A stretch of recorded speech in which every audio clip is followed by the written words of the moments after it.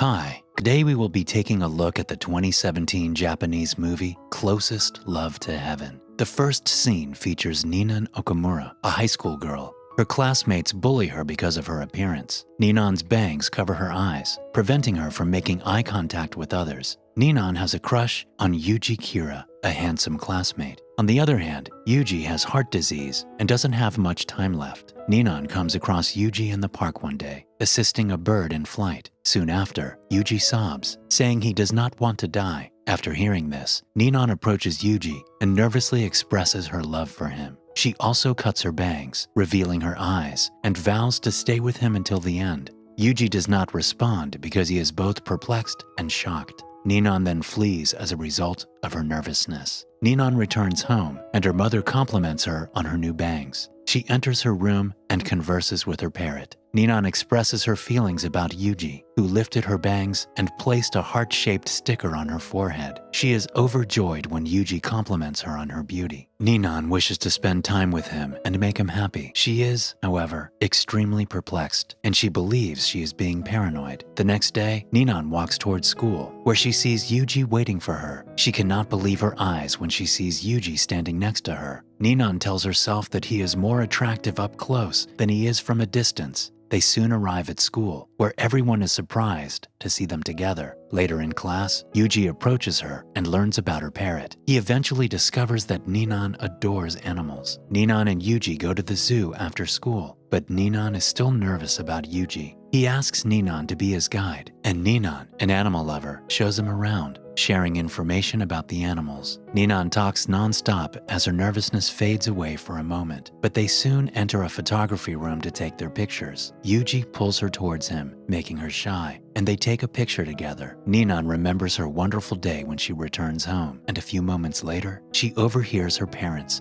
discussing Yuji's disease and his short life. This is when Ninon considers making him the happiest person alive till the end. The following day, they both walk to school together. On the way, Yuji's friend, Mio Yahagi, approaches him. Mio and Ninon meet, and Mio attempts to make Ninon jealous by claiming that she has been sleeping with Yuiji for years. But Yuiji quickly clears the air by stating that Mio is his hospital bed neighbor. Following that, they proceed to their class. A few moments later, Yuji's friend, Kazuhiro Yabe, approaches Ninon and asks if they're dating, to which she quickly replies, no. Later, Ninon learns that Yuji's birthday is coming, so she inquires with Yabe about Yuji's birthday. She then rushes back home and begins making plans for Yuji's birthday. Ninon bakes and decorates a beautiful birthday cake. Seeing this, her parents assume that she has made new friends and are delighted. The following day, Ninon distributes the invitation cards to Yuji's close friends. Finally, the day of the birthday celebration arrives. Ninon decks out an entire restaurant with flowers, balloons, and birthday decorations. Ninon's friends arrive at the birthday party and compliment her lovely decorations a few moments later. Mio also shows up at the party, but she doesn't seem to like Ninon since their first meeting. After noticing the birthday cake, Mio takes Ninon to the corner and scolds her. She tells her that she should be careful about Yuji's health problems and shouldn't be giving him cakes to eat. Ninon listens to Mio innocently and apologizes to her, claiming that she was unaware of it. Meanwhile, Yuiji arrives at the party and is taken aback by the elaborate arrangements. Everyone wishes him and has a good time at the party. Ninon stays behind and observes Yuiji having fun with his friends. Yuiji and his friends walk back home after the party. On his way back, Yuiji doesn't see Ninon and inquires with his friends about her. Mio informs him that she had left early. Yuiji eventually discovers that Ninon was the one who planned the entire birthday party. On the way, Yuiji meets Ninon's mother, who informs him that it is Ninon's birthday today. She also thanks Yuiji for celebrating Ninon's birthday, mistaking him for the party's organizer. Hearing this, Yuiji becomes sad and starts looking for Ninon. Yuiji feels guilty for not knowing her birthday, even though she planned a special birthday party for him. He begins to look for Ninon everywhere. On the other hand, Ninon is sitting on a beach, trying to persuade herself that she couldn't give Yuiji a beautifully decorated cake. She is about to toss the cake into the garbage can when Yuiji intervenes. Ninon is taken aback when she sees Yuiji, who warns her not to leave without permission from now on. Yuiji takes the cake box from her grasp and unboxes it. He becomes emotional after seeing a lovely cake with his name on it. He removes his shirt and reveals a tattoo on his back. Yuiji claims he obtained it to demonstrate he's not weak. He shares he has always felt alone, even though people surround him. Yuiji continues by saying that he has always thought of death, but Ninon has made him smile unexpectedly. He then expresses his desire to be with her, to which she gladly agrees. Finally, Yuiji kisses her and wishes her happy birthday. The next day, Yuiji stands in front of the class and declares Ninon to be his girlfriend, warning everyone not to mess with her any longer. They begin to spend time together and appear to have a good relationship. On the occasion of Christmas, they exchange gifts. Ninon keeps a daily notebook in which she writes everything. Yabe invites Yuiji to accompany him home from school one day, but he declines, claiming that Ninon is waiting. He also tells Yabe that having a girlfriend is a good thing. Time passes, and it is now January 1st. Yuiji and Ninon are sitting in a restaurant when Mio and Yabe arrive. Yabe appears to be drawn to Mio, whereas Mio is irritated to see Ninon with Yuiji. Hence, when Yuiji isn't present, Mio displays a photograph of Yuiji and her sleeping together. Devastated by the picture, Ninon flees the scene immediately. When Yuiji finds out about it, he rushes to Ninon and convinces her that there is nothing between him and Mio. The misunderstanding is resolved, but Ninon expresses her jealousy. Yuiji thinks it is adorable and asks if he can kiss her.